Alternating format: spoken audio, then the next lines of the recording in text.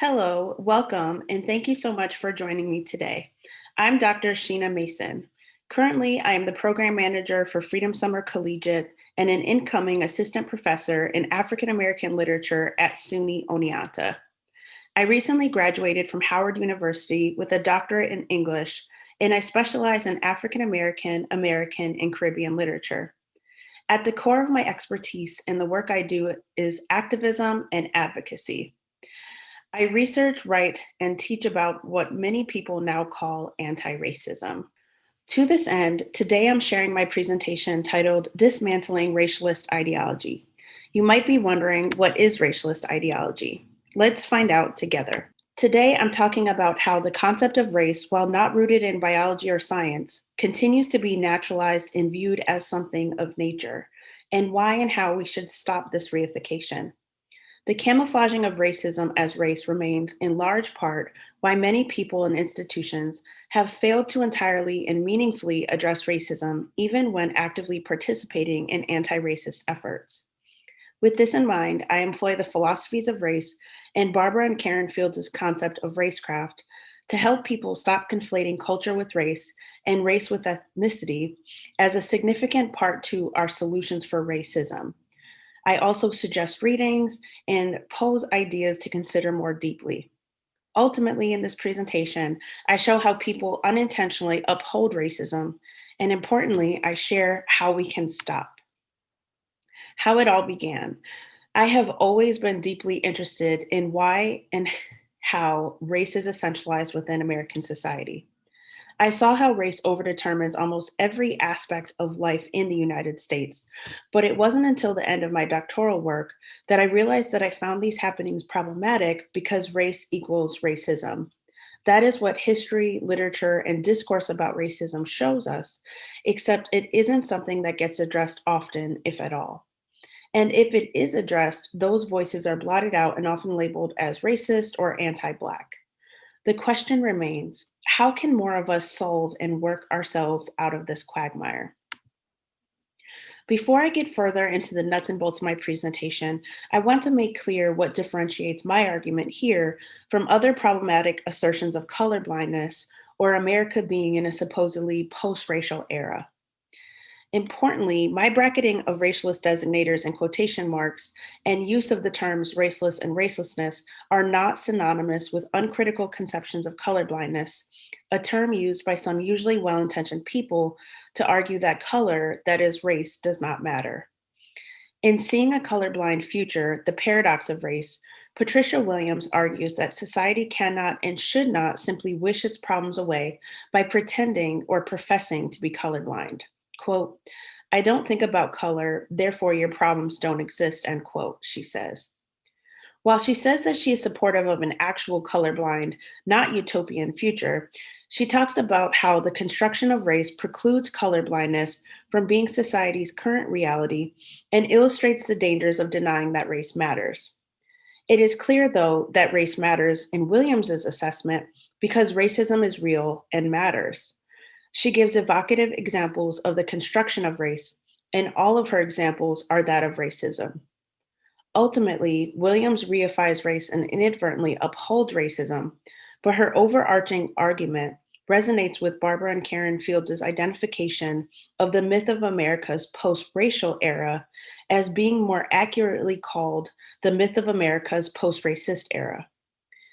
People who claim to be colorblind or who say that they live in a post-racialist era are saying that racism does not exist. As Williams and this presentation assert, racism not only exists, but persists. Here, I underscore racism as it functions through race and promote anti racism. I show how sometimes the solutions posed require the very undoing of race to undo racism, and that the undoing of racism requires first a complete and total reckoning with the violence of the history of the United States and the ongoing violence caused by racist and subsequently institutionalized racism.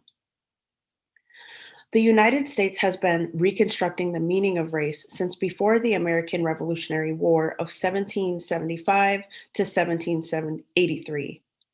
In other words, since before the United States came into being independent of England. Largely influenced by long-standing and ever-fluid European caste and class systems, race in America once reflected a caste system that at its most complex included white, black, and brown indentured servants who, for all intents and purposes, were enslaved indigenous and African people. Further, there were free African, of color, indigenous, and white people. Enslavement was not racialized in the ways many of us currently understand both race and slavery until approximately 1660, when various states began outlawing miscegenation, calculating Blackness, and passing fugitive and slave laws. Over time, and within the bounds of the peculiar institution of slavery, racialization came to describe the systematic practice of marking out groups of people as the subjects of violence and oppression based on ancestry and phenotype. For an extensive compilation of texts and images that illustrate the development of racialist vocabularies, view Race in Early Modern England, compiled and edited by Anya Lumba and Jonathan Burton, and Isabel Wilkerson's cast, The Origins of Our Discontent. Racialization reflected one's access to power, even if not one's possession of power. Indentured servitude was phased out in its formal capacities. Black and Negro came to describe people of African descent who were considered by law and practice to be enslaved and chattel. Persons of color primarily described free Black and brown people. White primarily described all free people of seemingly visible European descent. Race shifted from referring to ethnic or national groups to subspecies of humans more definitively during the 18th century. Race as a biological concept has been disproven since the 19th century, but has remained at the forefront of our imaginations ever since. There are no subspecies of humans, but there are groups of humans who are treated like subspecies. People in the US continue striving to reconstruct the meaning of race to both recognize America's violent history of racism and remove the violence of racism from race ideology. The default position as it pertains to philosophies of race has traditionally remained naturalism, social constructionism, reconstructionism, and conservationism. In fact, the educational system in America, including informal education via media, family, environment, other cultural and social outputs, and so on, enforce and reinforce racialist ideology. These persistent philosophies of race fail to liberate the US from racism and, in fact, have the unfortunate opposite effect of inadvertently or even intentionally upholding racism.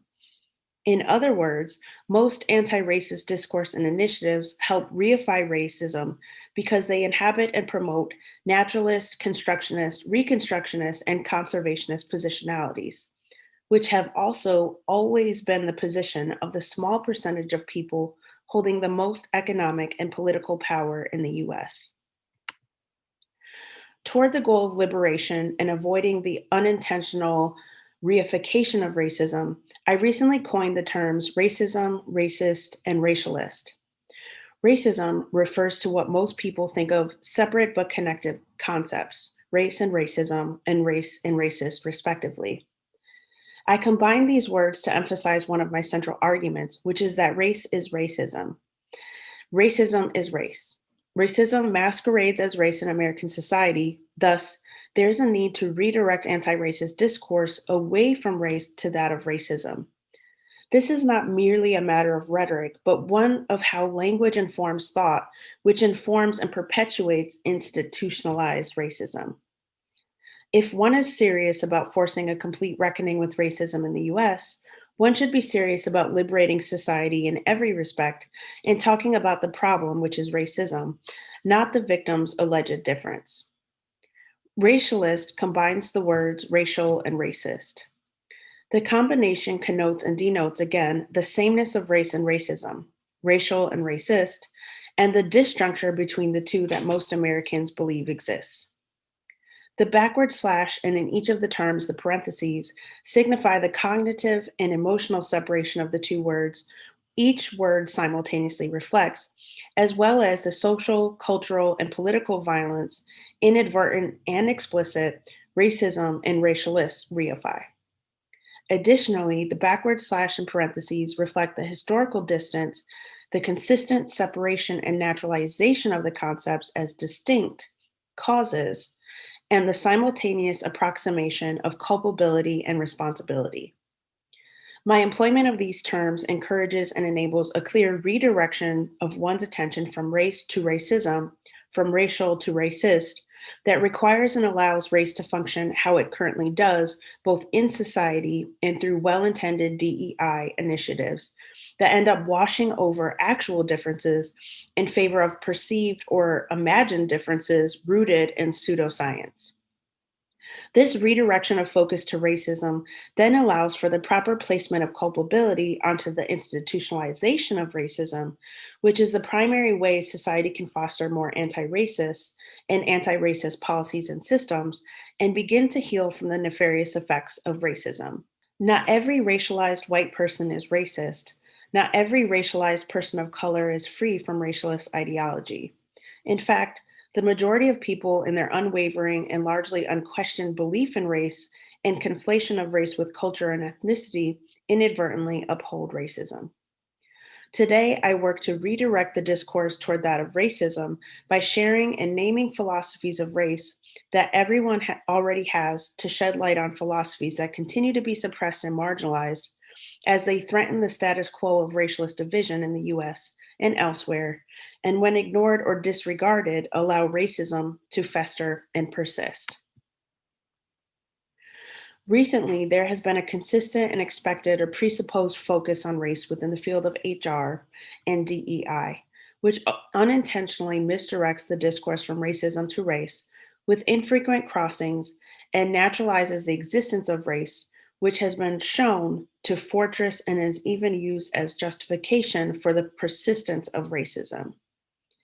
Anti-race discourse often centers on race, not racism. Importantly, without recognition or consideration that they are the same, which I interpret as further evidence that they are indeed the same. This misdirection simultaneously creates and maintains racecraft. In Racecraft, The Soul of Inequality in American Life, Karen and Barbara Fields define racecraft as the shorthand that transforms racism, something an aggressor does, into race, something the target is, in a sleight of hand that is easy to miss. Time and again, racecraft permits the consequence under investigation to masquerade among the causes. In other words, by American logic, race creates racism. Racecraft encourages and enables the persistence of racism and uses racism as the evidence of race, or the fact of Blackness, as Frantz Fanon calls it. When in fact, race is evidence of racism and is ultimately racism itself. Society's use of the word race and all race language, regardless of the format, depends on the objective and subjective reality of race and obfuscates the actions of racists and racism, which then enables things like white fragility, as Robin DiAngelo calls it. In other words, even when most people say that they view race as a social construction, the criticism and practices within most organizations support ideas of inherent, that is, inborn, racialist difference, ancestry, and heritage, and subsequently and inadvertently naturalist view of race. Infrequently, people engage with anti-racist discourse and talk about race as racism and recognize that some of the most impactful historical figures like James Baldwin, Martin Luther King Jr., and even Malcolm X support and present an eliminativist and skeptical position of race in their work, not just constructionist, naturalist, and reconstructionist or conservationist positions of race. The only way we can free ourselves from the metaphorical straitjacket of misdefinition is if we recognize the various philosophies of race as presented in literature, liberate the language we use to discuss racism, and talk about and teach about racism in ways that force a sustained reckoning with racism in the US, that will ostensibly encourage a reckoning within American society to deepen many of our anti-racist efforts. There are several significant and mostly competing philosophical positions regarding the ontology of different conceptions of race and what should or should not be done with them all. Everyone falls into at least two of these six categories already without being able to even name them. The first category is naturalism. Naturalists argue that race is biological, that it is fixed, that it is of essence. Even though it hasn't been proven yet scientifically, they hold on to the hope and the belief that indeed there is something biological in our DNA that differentiates groups of humans. Skeptics believe that because race is not of nature, it also does not exist in any other form, not even as a social construction. We just have the illusion of race. And then constructionists argue that, okay, race doesn't exist of nature, at least it hasn't been proven yet. In fact, it's been disproven. But because of how racism operates in society, race is rendered real, kind of like how gender is rendered real as a social construction. So everyone falls into one of these three categories. And then everyone has a belief as to what should be done with race, depending on if they're a naturalist, a skeptic, or a constructionist. There's reconstructionists who argue that, yes, there are definitely opportunities and reasons why we should reconstruct the idea of race so that it inflicts less violence or no violence onto society. Then there are conservationists who can sometimes also be reconstructionists. At the core of what conservationists believe is that race has beneficial outcomes, it has beneficial value to society. And so, whether we reconstruct it or we don't, we need to conserve the idea of race. Probably all naturalists will be conservationists because they believe it's not something that you can choose anyway, right? It's something you're born as. And then there's eliminativism. Eliminativists tend to be skeptics, sometimes constructionists. They argue that race ideology, the concept of race, needs to be eliminated completely. And you can be an eliminativist and have different reasons for why you're an eliminativist. As an eliminativist myself, I argue that because racism masquerades as race in society, the way that we solve, in quotation marks, racism is by eliminating race. As an eliminativist skeptic and formerly a reconstructionist constructionist, it took me time to properly disconnect my assigned and self described race from my ethnic and cultural affiliations. In an interview with Charlie Rose, Toni Morrison said, "If I take your race away and there you are, all strung out, and all you got is your little self, and what is that? Are you still strong? Are you still smart? Do you still like yourself?" Here, Morrison uses both images of removing one's race and racism, signifying their sameness. Indeed, if I take your race away, I remove racism too, both your perpetration or acceptance of it and your victimization caused by it. And so, without racism, with my spelling in mind, who are you? Raceless does not mean colorblind, not in the questionable ways many people interpret colorblindness as indicative of one not seeing or recognizing racism. After all, in today's society, colorblind most often means oblivious to racism and by extension is racist. In the context of this presentation, raceless means simply existing without race as all humans are born and operating typically within a racist society that births race based on phenotype and ancestry, or metaphorical blood, as Barbara and Karen Fields calls it.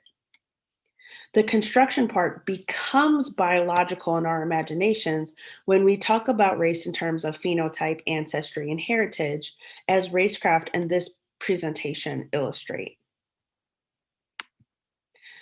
In conclusion, I illuminated how people promoting anti racism can and why they should disjoin race from culture and ethnicity and stop allowing race to determine the discourse, policies, and initiatives. I acknowledged and testified to the partial solutions to racism present in literature but rarely discussed.